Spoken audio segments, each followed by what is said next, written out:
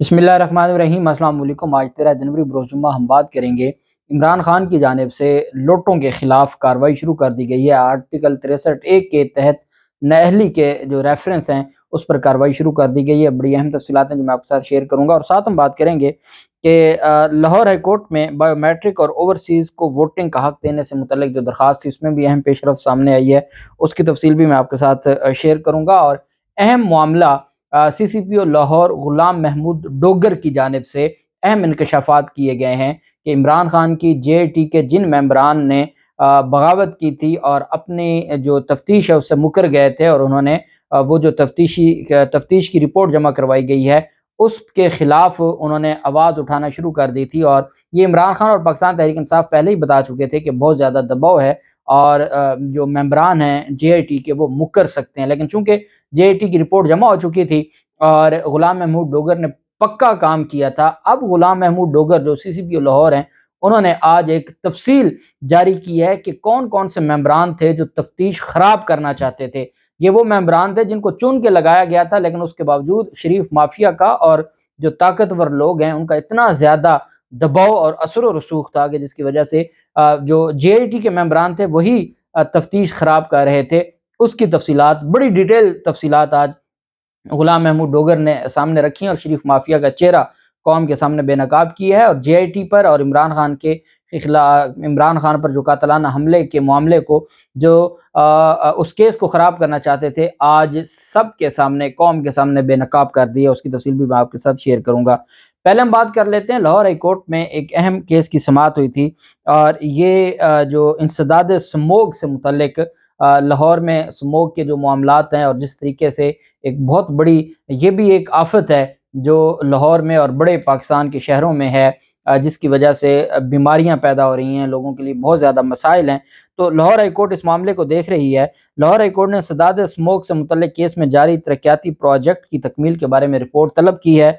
अदालत ने रेस्टोरेंट्स में पार्किंग की जगह न होने पर नाराज़गी का इजहार करते हुए CTO को, जो सिटी ट्रैफिक ऑफिसर है, उनको 6 माह तक तब्दील न करने का हुक्म दिया है। जस्टिस शाहिद करीम साहब ने दरखास्तों पर समाअत की। मेंबर माहौलियाती कमीशन हिन्ना हफीजुल इसाक ने अदालती अहकामात पर अमल दरामद की रिपोर्ट अदालत में पेश की। फाजिल जज ने रिमार्क्स दिए कि जो रेस्टोरेंट्स हैं उसमें पार्किंग नहीं, और ये कहते हैं कि सारी रात खुले रखे जाएं।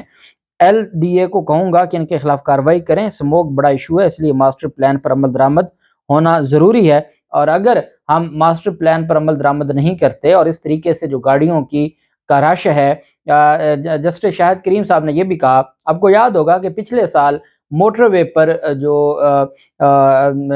जितनी लाइनें लगती थी, ये रावी टूल प्लाजा को ही देख लें कि जब आप टैक्स जमा करवाते हैं, टैक्स देते हैं, मोटरवे का जो टैक्स है, टूल टैक्स, तो उसको चूंकि वो मैनुअल था तो उस पर फिर लंबी लाइनें लगती थी, और रिपोर्ट आई थी कि 1 मिनट में जब 100 गाड़ियां एक जगह खड़ी होती हैं तो उससे कितनी ज़्यादा जो पोल्यूशन है वो पैदा होती है, और वो स्मोक का सबसे बड़ी वजह है। और फिर उसके बाद उन्होंने जो जिस तरीके से जो ऑनलाइन सारा किया कि जो टूल टैक्स है वो ऑनलाइन होगा, तो इसी तरीके से लाहौर हाई कोर्ट का ये कहना है कि अगर शहर में ट्रैफिक बेहतर हो जाए और गैर कानूनी पार्किंग ख़त्म हो जाए और जो ट्रैफिक पुलिस के लोग हैं वो अपनी जिम्मेदारी निभाने लग जाएं और ट्रैफिक किसी जगह ब्लॉक ना हो, तो फिर भी जो पॉल्यूशन है काफ़ी हद तक उस पर कंट्रोल किया जा सकता है। चूँकि ये बुनियादी लोगों के मसाइल हैं, जो शहरों में, बड़े शहरों में, कराची है, लाहौर है, फैसलाबाद है, जो बड़े शहरों में जहाँ ट्रैफिक ब्लॉक होने के और रश होने के जो मसाइल रहते हैं, उसकी वजह से सिर्फ एक ये नहीं है कि शहरियों के लिए बहुत ज़्यादा तकलीफ है, बल्कि इसमें ऑनरेबल जस्टिस साहब को ये भी देखना चाहिए कि अगर हाई कोर्ट के जजेस जा रहे हैं, या वज़ीर आला जा रहा है, या IG पंजाब जा रहा है, या और जितनी जो VVIP मूवमेंट है, शहबाज शरीफ जा रहा है, हमजा शहबाज अपोजिशन लीडर जा रहा है, उसके लिए जो ट्रैफिक रोकी जाती है इसको भी बंद होना चाहिए। उससे भी जब ट्रैफिक आप कैनाल रोड लाहौर की आप 5 मिनट के लिए बंद कर दें, पूरी कैनाल रोड पर आपको गाड़ियां नजर आएंगी। फिरोजपुर रोड है, आप बंद कर दें, आप 5 मिनट के लिए जो VVIP मूवमेंट है उसको गुजारने के लिए आप जब ट्रैफिक रोकते हैं तो पूरी लाइनें लग जाती हैं कितने किलोमीटर तक। تو اس کے اوپر بھی ضرور ہونا چاہیے۔ بہرحال سی ٹی او اسد اجاز ملی نے بتایا کہ پروجیکٹس اور احتجاج کے سبب ٹریفک کا بہاؤ متاثر ہو رہا ہے۔ دوران سماعت فاضل جج نے کہا کہ ٹریفک کا بہاؤ برقرار رکھنے کے لیے آئندہ پروجیکٹس کے آغاز پر آپ سے منظوری لازمی قرار دی جائے گی۔ اور پنجاب حکومت کی جانب سے عدالت نے کہا ہے کہ جو ریسٹورنٹس ٹیکس ادا کرتے ہیں، نہ اپنا رویہ درست کرتے ہیں، ایسے جو ریسٹورنٹ ہیں ان کو بند کر دیا جائے اور ان کے خلاف کارروائی کی جائے، اور سی ٹی او کو 6 ماہ تک اس کا ٹرانسفر نہ کیا جائے تاکہ وہ بہتر انداز میں اپنا کام کر سکیں۔ دوسری جانب لاہور ہائی کورٹ میں بایو میٹرک کے حوالے سے جو جسٹس شجاعت علی خان صاحب کی عدالت میں کیس تھا، اوورسیز پاکستانیوں کا جو حق کے ووٹ ہے اور بایو میٹرک ووٹنگ کے حوالے سے جو درخواست تھی، جس پر الیکشن کمیشن کے لوگ الیکشن کمیشن کے سیکرٹری پیش ہوئے تھے، اور عدالت نے بڑی سخت برہمی سے کہا تھا کہ آپ پیسے بھی اوورسیز پاکستانیوں سے لیتے ہیں اور ان کے لیے آپ کوئی بھی سہولت نہیں دے رہے، آپ ان کو ان کا حق نہیں دے رہے، ووٹ کا حق نہیں دے رہے۔ یہ کیسے ہو سکتا ہے کہ آپ ان کو ان کا ووٹ کا حق نہ دیں؟ اب بایو میٹرک بلدیاتی انتخابات، پنجاب کے بلدیاتی انتخابات میں بایو میٹرک کرانے اور اوورسیز کو ووٹنگ کا حق دینے سے متعلق درخواست پر سماعت 16 جنوری کو ہوگی، اور یہ انٹرنیشنل لائرز ایسوسی ایشن پنجاب کے صدر اظہر صدیق ایڈوکیٹ نے یہ درخواست دائر کی، اور اس میں یہ کہا گیا تھا الیکشن کمیشن سیاسی جماعتوں کے ہاتھوں میں کھیل رہا ہے۔ الیکشن کمیشن نے آج تک بایو میٹرک نظام کے نفاذ کے لیے کچھ نہیں کیا، اور انہوں نے کہا کہ اوورسیز ملک کا قیمتی سرمایہ ہے، مگر انہیں ووٹ کے بنیادی حق سے محروم رکھا گیا ہے۔ اوورسیز پاکستانی قیمتی زر مبادلہ پاکستان بھیجواتے ہیں، لیکن ان کو ان کا ووٹ کا حق نہیں دیا جا رہا۔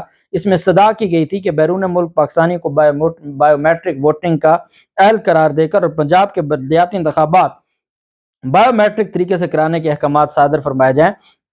اس پر اب 16 جنوری کو جسٹس شجاعت علی خان صاحب سماعت کریں گے، اور کیس سماعت کے لیے مقرر کر دیا گیا ہے۔ جبکہ دوسری جانب جے آئی ٹی کے جو سربراہ ہیں، کنوینئر ہیں، جن کو ہٹانے کی پوری کوشش کی شہباز شریف حکومت نے، لیکن سپریم کورٹ کے احکامات کے بعد یہ سلسلہ رک گیا۔ عمران خان حملہ کیس کی تحقیقات کرنے والی جے آئی ٹی کے سربراہ سی سی پی او لاہور غلام محمود ڈوگر نے ٹیم ممبران پر کیس خراب کرنے کا الزام لگاتے ہوئے ممبران کے خلاف کارروائی کی سفارش کر دی۔ عمران خان حملہ کیس میں جے آئی ٹی سربراہ سی سی پی او غلام محمود ڈوگر نے جے آئی ٹی ممبران کے خلاف ایڈیشنل چیف سیکرٹری ہوم کو رپورٹ پیش کر دی، جس میں کہا گیا کہ ممبران نے خفیہ معلومات سوشل میڈیا اور میڈیا کو دے کر کیس خراب کیا، ممبران کے خلاف قانون کے مطابق کارروائی کی سفارش کی ہے۔ سربراہ جے آئی ٹی کا کہنا ہے کہ ممبران نے کبھی بھی زبانی یا لکھائی میں اعتراضات پر مجھے نہیں بتایا گیا، نہ انہوں نے کبھی مجھ سے زبانی اعتراض کیا، نہ کبھی ریٹن انہوں نے کوئی آبجیکشن اٹھایا ہے۔ ممبران کو اچانک خیال آیا کہ مشترکہ رپورٹ بنا کر اعتراضات کیے جائیں۔ جب مشترکہ رپورٹ بن گئی تو اس کے بعد انہوں نے اعتراضات شروع کر دیے۔ کنوینئر رپورٹ میں بتایا گیا کہ جے آئی ٹی سربراہ کے طور پر پہلے مجھے اعتراضات سے آگاہ کرتے، پہلے اجلاس میں 2 ممبران ایس پی ملک طارق اور ایس ایس پی نصیب اللہ شریک ہوئے۔ دونوں افسران کی ڈیوٹی لگی کہ وہ ویڈیوز اندراج مقدمہ ثبوت ضائع کرنے کی انکوائری کریں۔ غلام محمود ڈوگر نے کہا کہ 17 نومبر کو ملزم کی پیشی پر عدالت نے بھی دونوں افسران کو انکوائری کا حکم دیا۔ جے آئی ٹی کے ان دونوں افسران نے کوئی انکوائری نہ کی اور انہوں نے کوشش تک بھی نہ کی کہ وہ کو اپنی ذمہ داری نبھاتے۔ رپورٹ میں کہا کہ ایس پی احسان اللہ چوہان نے جان بوجھ کر 15 روز تک جوائن ہی نہیں کیا جے آئی ٹی کو۔ احسان اللہ چوہان کو کہا گیا ملزم نوید سے تفتیش کرو، مگر ایک بار بھی نہیں گئے۔ ایس پی احسان اللہ نے بھی ثبوتوں کو تبدیل کرنے کی کوشش کی۔ سربراہ جے آئی ٹی نے مزید کہا کہ سابق تفتیشی افسر انسپیکٹر سودرا امتیاز کے ثبوتوں کو بدلنے کی کوشش کی گئی، جبکہ ایس پی احسان تفتیش میں مزاحمت کرتے رہے اور بضد تھے کہ جو شوٹر ہے وہ ایک ہے، وہ ایک شوٹر پر بضد تھے کیونکہ ان کو احکامات تھے۔ کنوینئر رپورٹ کے مطابق R P O D G Khan Khurram Ali صرف 2 میٹنگز میں آئے اور دلچسپی نہیں رہی۔ R P O D G Khan کو بلاتے تو کہتے کہ کچے میں آپریشن میں مصروف ہوں۔ 19 دسمبر کو آر پی او خرم علی کو جے آئی ٹی سے ہٹانے کا خط بھی محکمہ داخلہ کو لکھا۔ 29 نومبر کو 2 ممبران نے عدالت میں رپورٹ نہ دی تو بطور سربراہ مجھے شرمندگی ہوئی۔ عدالت نے کہا اب جے آئی ٹی سربراہ خود آ کر بتائیں کہ رپورٹ کیوں نہیں بنی۔ یہ اہم ہے۔ ایس پی ملک طارق کو فورنزک ماہرین کے ساتھ 17 دسمبر کو جائے وقوع پر بھیجا گیا۔ سرچ کے دوران ٹیم کو قریبی عمارت کی چھت سے 30 بور کے 9 خول ملے۔ ایس پی ملک طارق نے اس جگہ کی ویڈیو اپنی آواز میں خود بنائی۔ غلام محمود ڈوگر کا کہنا تھا کہ یہ خول تیسرے حملہ آور کی موجودگی کے ثبوت ہیں۔ خود ثبوت اکٹھا کرنے کے باوجود ایس پی نے کہا کہ صرف ایک ہی شوٹر تھا۔ ممبران نے D P O Gujrat S S P C T D کو ملزم کی ویڈیوز پر طلب نہ کیا۔ کنوینئر رپورٹ میں بتایا گیا کہ ٹیم ممبران نے مشکوک کرداروں سے بھی تفتیش نہیں کی جو حملے کا حصہ ہو سکتے ہیں۔ ایسے کردار جو سیاسی عہدے رکھتے ہیں ان سے تفتیش نہیں کی گئی۔ ممبران نے دباؤ اور مذموم مقاصد کے لیے ثبوتوں اور کیس کو خراب کیا۔